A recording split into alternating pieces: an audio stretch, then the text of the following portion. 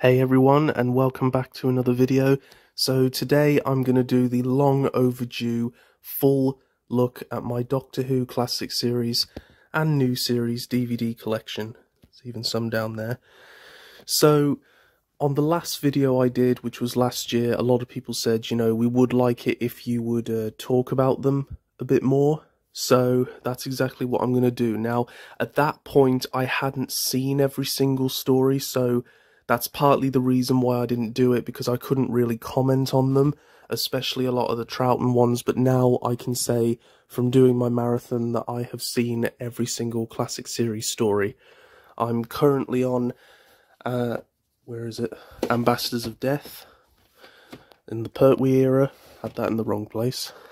So I've done all of the 60s, and yeah, then you've got the 70s, 80s, and then the new series starting here. So yeah, I thought in this video I'm going to do a much needed look through of the entire classic series. Now, whether this video will be split into more than one part, I don't know. I'm going to have to see how long it takes me.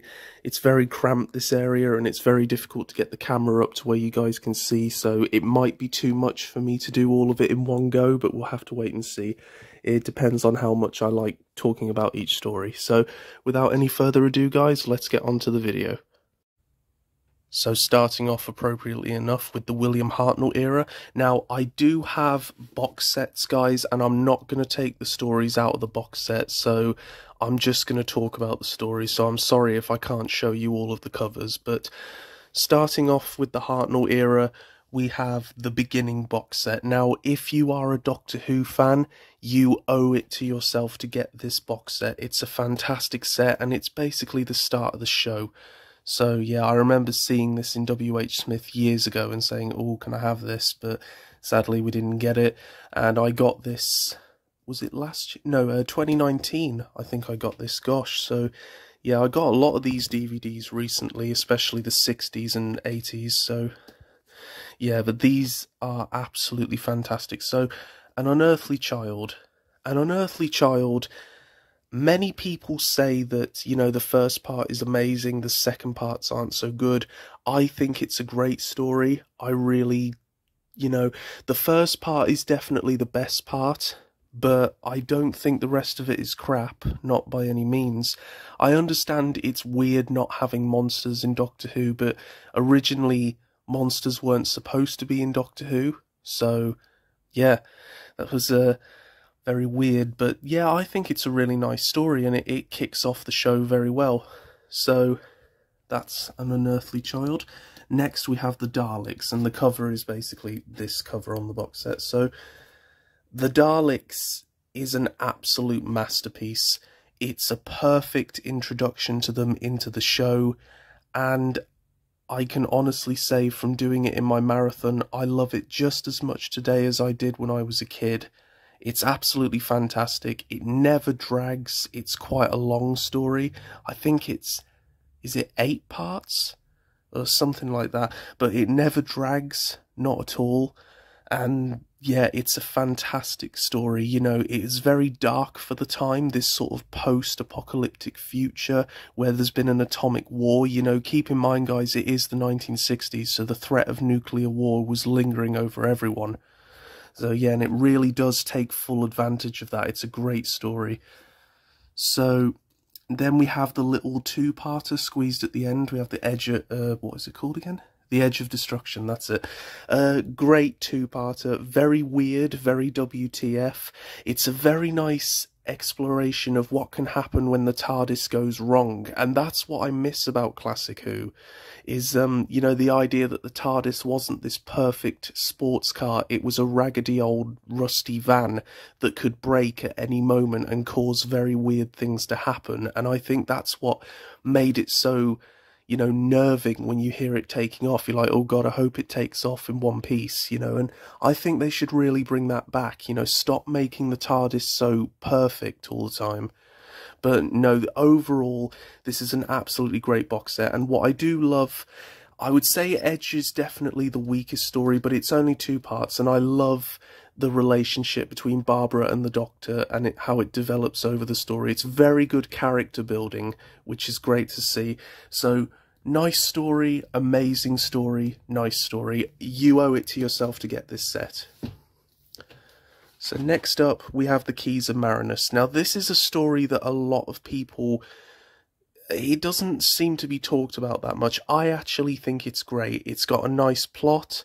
What I like is that every episode is different because they're chasing for these individual pieces of this machine in different areas, so it changes with every episode.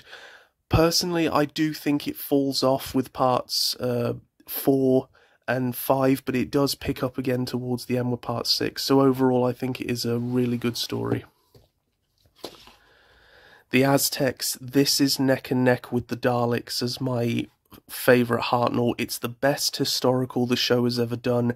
I mean historical, you know, with without monsters. The sets are brilliant, the costumes are really good, it feels authentic, none of the Aztec characters feel caricaturized in any way.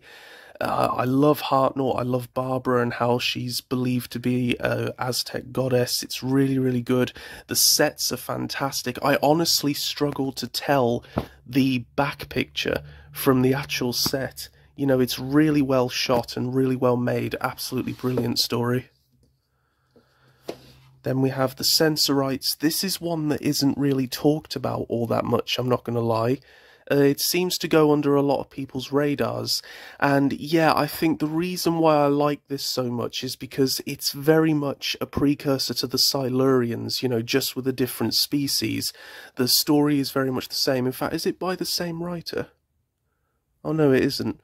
But there are definite similarities there, and for those of you wondering, yes, they do kind of look like the Ood, and that's because the Ood were actually inspired by these creatures. So, yeah, it's a really nice story. There is a weird subplot where Susan apparently has telekinetic powers, because her and her grandfather are aliens, obviously.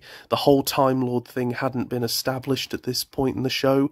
But, yeah, sadly, that doesn't really go anywhere. But, really great story. I really think it deserves more. And then we have The Reign of Terror. Oh dear, oh dear. Yeah, I don't like this one. It's another historical. I thought I was really going to like this one because, you know, the French Revolution. I just don't think it does it for me. I feel as though the money ran out in this story, and you know, for a story with such an interesting premise, it basically consists of Susan and Barbara being captured again and again and again, being locked in this prison cell, and Ian and the Doctor continuously trying to break them out. Like, that sums up the entire story, really. And, you know, there isn't really much of anything else going on to really immerse you in the historical period, like the Aztecs does. So, yeah, not a very good one. And it's a shame, because that was the final story of Season 1. So, yeah, that's a shame. So, on to Planet of Giants. I like it. The sets are really nice. It's Honey, I Shrunk the Kids a long time before Honey, I Shrunk the Kids. It's not meant to have a really it's not meant to have a really great story. I think it was just very much an experiment. Verity Lambert did actually condense it down to 3 parts because she thought it would be too boring, but I find it perfectly fine to sit through. The sets are really good, and I just really like the premise of it. It's really fun, you know. Maybe it's better watching it in the context of a marathon than individually, I do understand, but yeah, I like it. Then we have the Dalek Invasion of Earth. Oh dear, oh dear. We have the Return of the Daleks. Now that should be something that's very exciting, shouldn't it?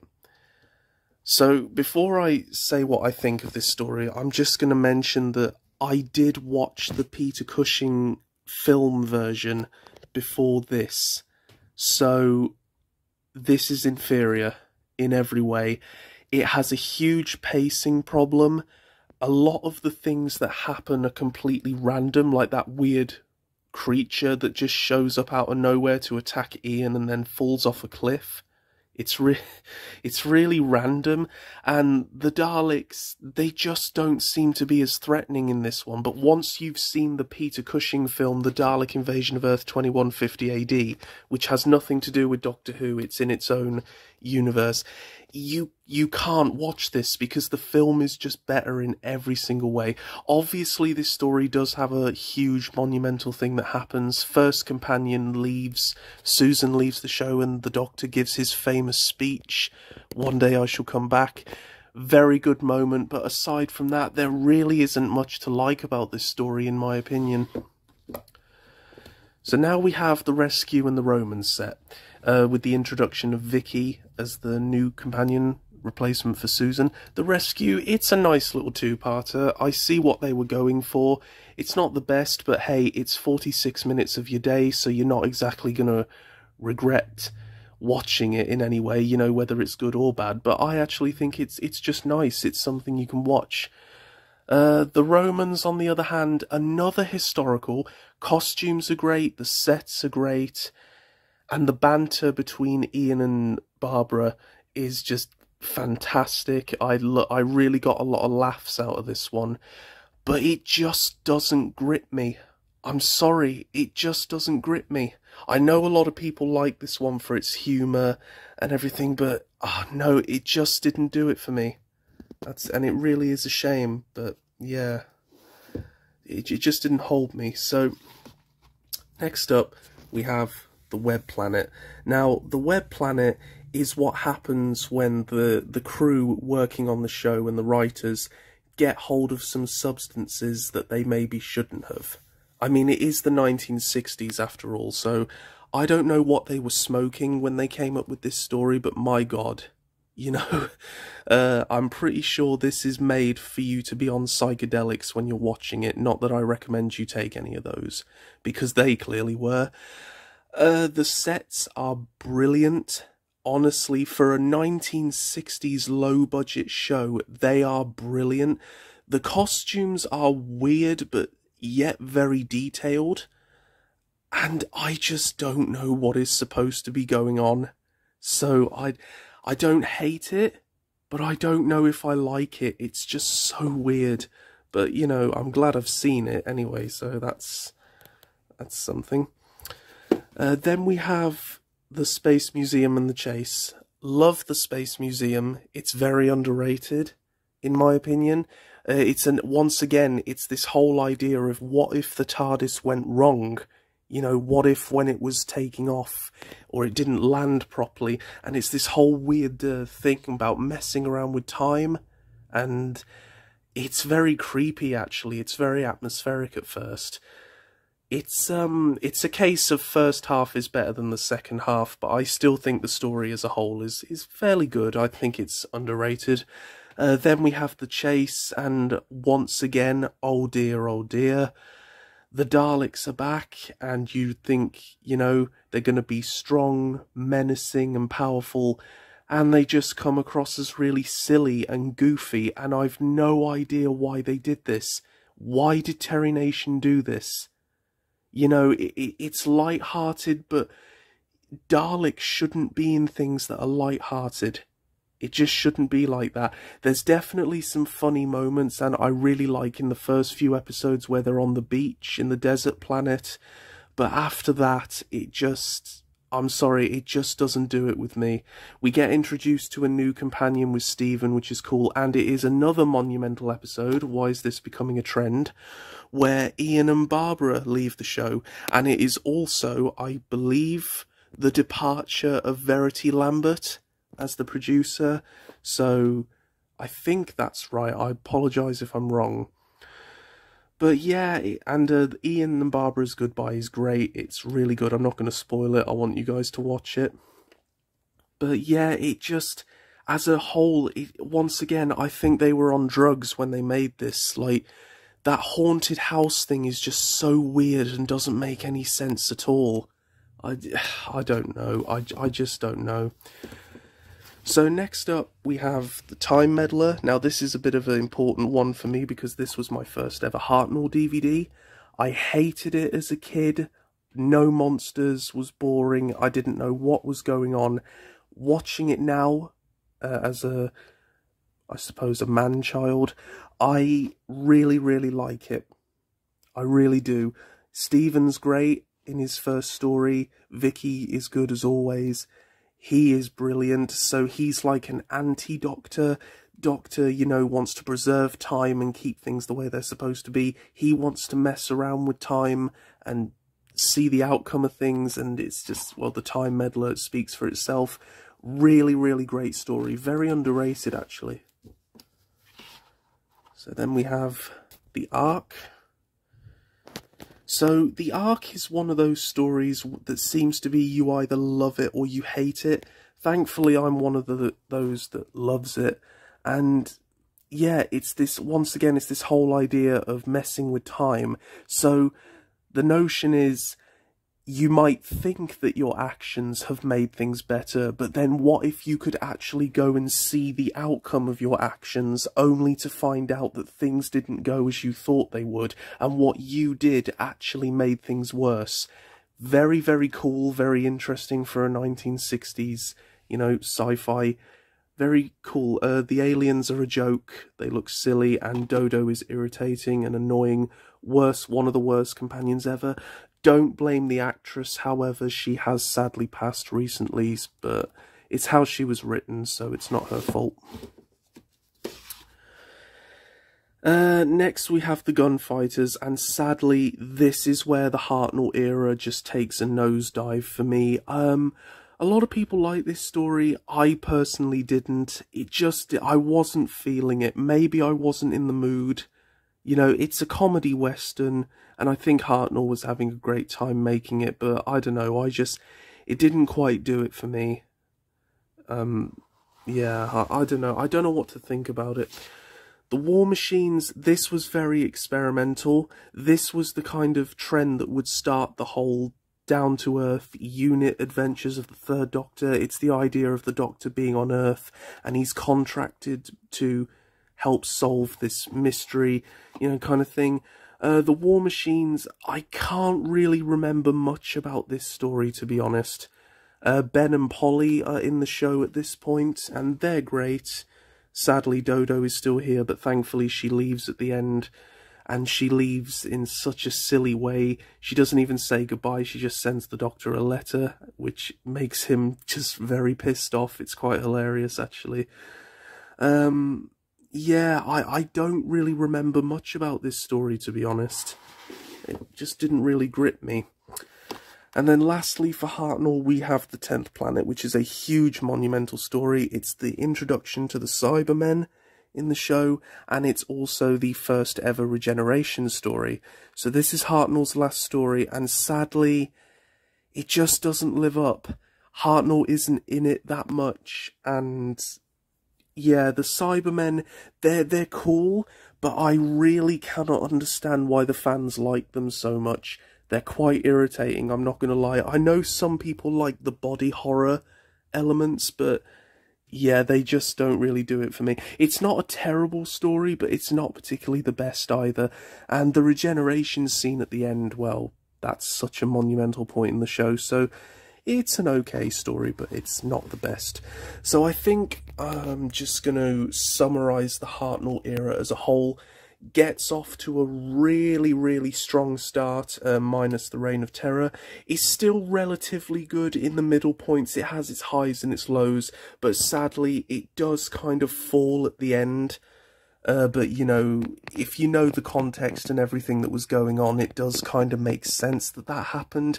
But overall, I think the Hartnell Era is really, really fun and very underrated. I think more people should check it out, especially of the younger generations. Just give it a chance, and who knows, you might find yourself actually enjoying it.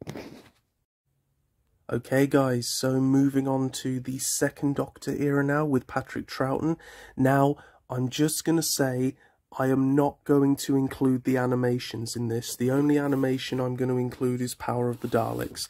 I have a reason for this. I am going to do a specific episode based on just the animations alone, as well as all of the extra things that have come out the show in recent years. But for this review, I am solely going to stick with the original DVD range for the Second Doctor. So I also just want to make a quick disclaimer.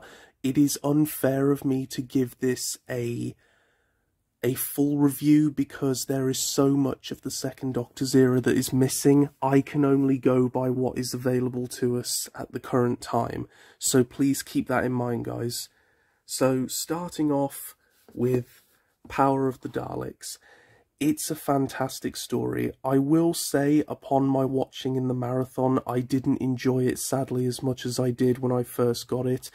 I loved this story so much when it came out that I think I watched it 3 times in the space of 3 weeks. So, you know, I loved it so much. The Daleks are brilliant. The introduction to the Second Doctor is fantastic. There's always this mystery. You don't know whether he is the Doctor or not, because obviously it's the first regeneration. Ben and Polly are great. The whole story and this idea that the Daleks are lying and manipulating people to gain their trust. This truly is, you know, after the clunkers that were Invasion of Earth and The Chase, and of course the Daleks master plan, but we'll get onto that when we come to the Lost in Time box set. I'm going to include that as well in another video, just because, you know, it's difficult to review those stories because there are only a few episodes available for them, so yeah. But Power of the Daleks is really great. It's one of my favourite Dalek stories, really. It's just the Daleks themselves are so menacing, and while the animation isn't so great on the characters, they did a fantastic job with animating the Daleks. So, next story is the Moonbase. I like it. It's an improvement over the 10th Planet, but it's not as good as the Cyberman story that would follow. It's a nice story. It's fairly simple. It's your typical base under siege that would become very standard play in the Trouten era. Fraser Hines as Jamie is in this for the first time in the collection because, you know, the Highlanders is missing, or it hasn't been animated yet. So, yeah, I love the updated design of the Cybermen. Very cool. This is one of my personal favourites. Love Trouten in this. You know, his acting's on point with the whole, did they search in here? You know, it's really good. Ben and Polly are great. Yeah, it's just a nice story. A little overrated, in my opinion. A lot of people say that this is the best Cyberman story of the 60s. I'm like, no, it's not. This is the best Cyberman story. Tomb of the Cybermen, I got the special edition for this. Wow. This was my first ever 60s story. It was my first ever black and white. It was my first ever classic series Cyberman story. And it is absolutely awesome. In every way. I love the characters, I love the story. It's not the most action-packed, but it builds gradually as the episodes go on. It's very good. It's fantastic. You know, the Cybermen are great, the Cyber Controller. All I will say, guys, is my friend loves this story, and he's not a fan of Doctor Who. He doesn't consider himself to be a fan. He just likes this story for what it is. You know, he likes it. Just absolutely brilliant. This is the best Cyberman story. I will debate you all day, really. Introduction to the Cybermats. Victoria is so lovely. She's so sweet. The banter between the Doctor and Jamie is great as always. I love that scene where they think they're holding Victoria's hand and then they're holding each other's and they're like, oh, like it's they added that in themselves. Actually, that wasn't in the script. It's just great. I love it so much. Oh god, and then we have this thing, the Ice Warriors. Love the Ice Warriors as a monster. This story is boring, it's bland, it's near impossible to sit through. Most of the time they're just arguing over a stupid computer, and it's like, what? Oh, get out of here. Enemy of the World Special Edition, very James Bond. No monsters in this, but we have a doppelganger of the Doctor. It's very cool. It's nice to see Trouten doing 2 performances. The ending is very rushed, which I'm annoyed about. Yeah, but it's... I feel as though overall it's still fun. There's enough in it to make it fun. I just wish the ending wasn't so rushed. But yeah, The Web of Fear. Enjoyed this a lot more the second time watching it in my marathon than I did when I just watched it by itself.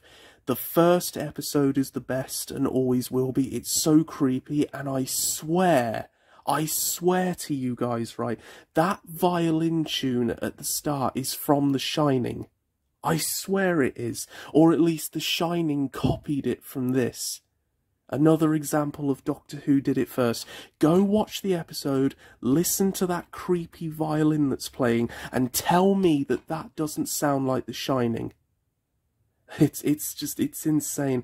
That episode gave me chills when I was a kid.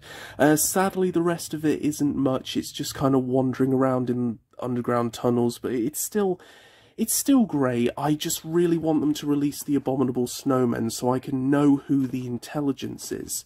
You know, I think I need that context. The Dominators, oh Christ almighty.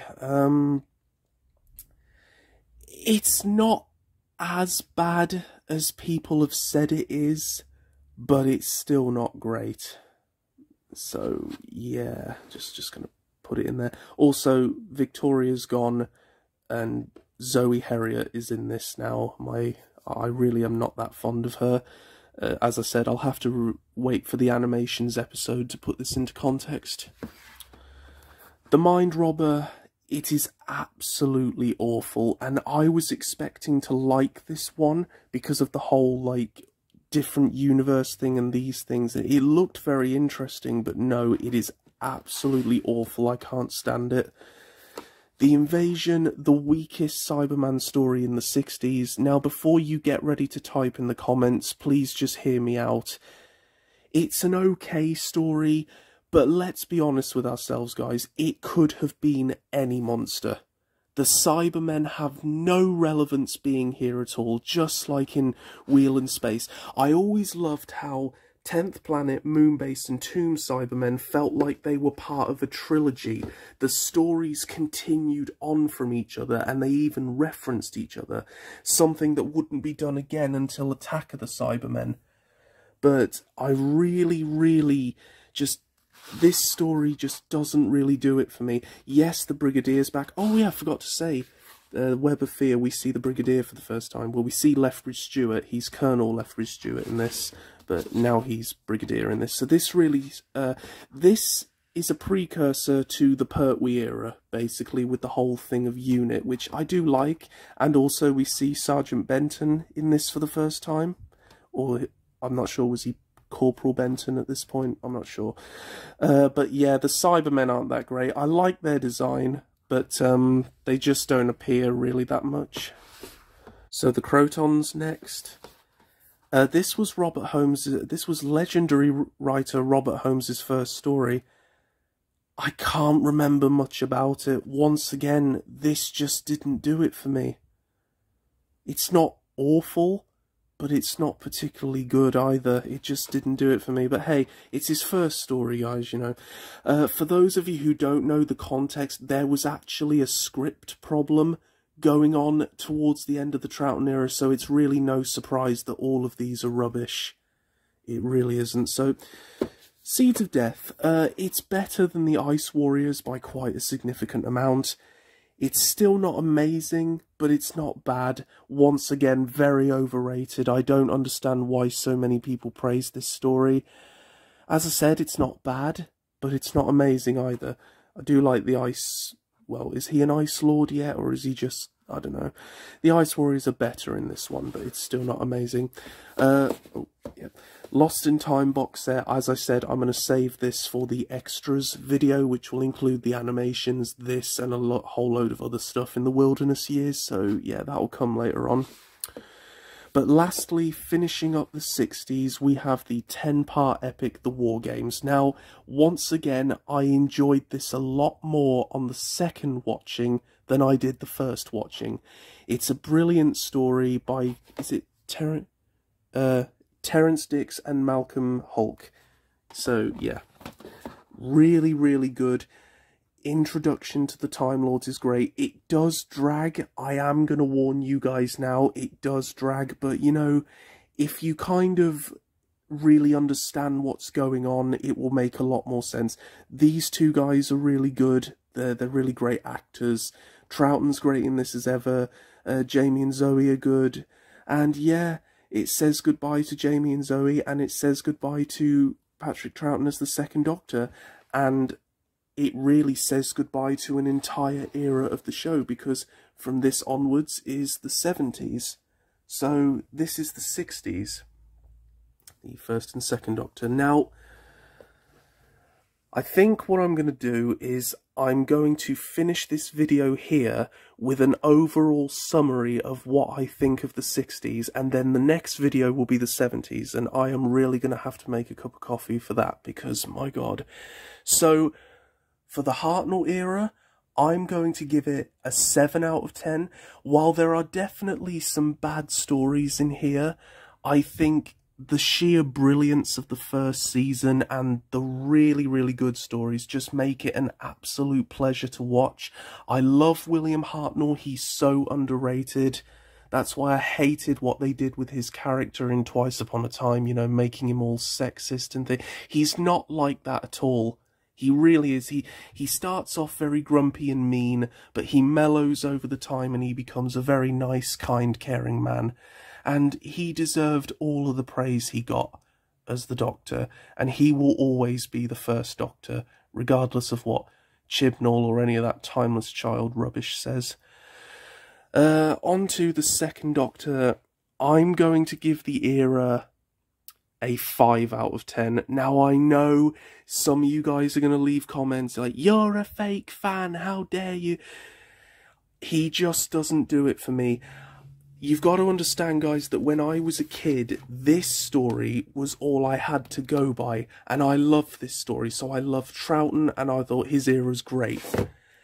Then I actually got his era on DVD. Now, once again, this 5 out of 10 is not a solid review, because so much of his era is missing. If you don't understand what happens, guys, there was back in the day, they didn't used to just put things on video because they didn't have video, so they used to archive things. The actual films would be stored away, and what happened was some idiot decided to throw them all away, and some of them were actually destroyed. They were incinerated. So really, that's where the animations come in. You know, they've got the audio, so they have to create these cartoons to kind of roughly recreate what would have been seen if these episodes were still available to watch. And sadly, there are still so many of them, even in the Hartnell era, that are missing. So the Trouten era in its current state, in brackets, I will give a 5 out of 10. And to be honest, it's lucky to get that. It's only because stories such as these are so good, but it's really towards the end of his era where you can really start to see the problems, and I think it's a really great thing that the Pertwee era and of course the Baker era happened, as it's likely that this show would not have survived if this hadn't gone so well. So I'd like to thank you for watching this video, guys. I am definitely going to follow this up with part 2, which will be the 70s. So, yeah, overall, 7 out of 10 for Hartnell, 5 out of 10 for Trouten, one of my least favourite eras. Just for me personally, I just find his stories difficult to sit through. I do love Trouten as the Doctor, and I think, you know, Jamie is one of the best companions in the show. I personally love Victoria a lot. I think she's sweet, and you know, it's nice to have a companion from the past. That's why I thought Jamie and Victoria work so well together. Love Hartnell as the Doctor. Trouten's really good. It's just I think a lot of the scripts let him down. So thanks ever so much for watching, guys. Be sure to tune in for part 2 whenever it comes out. Stay safe and happy wherever you are in the world, and I will see you in the next video. Bye bye.